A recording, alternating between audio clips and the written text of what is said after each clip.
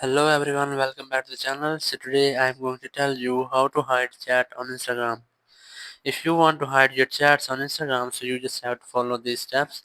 First, open your Instagram app and then just go to chats, just tap on it, and now just select the chat you want to hide. As I'm going to hide this one, so just tap on it, and here just tap on username, and here you can see the option of three dots, just tap on it, and now select restrict, just tap on it, and now you have successfully restricted account, and you can see it is not appearing in primary or in general.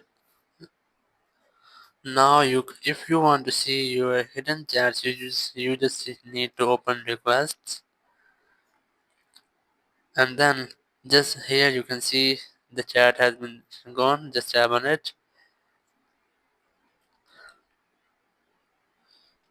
and now just tap on unrestrict.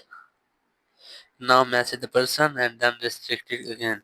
So that's how you can hide your chats on Instagram. Thank you very much for watching the video. Until next video, bye bye.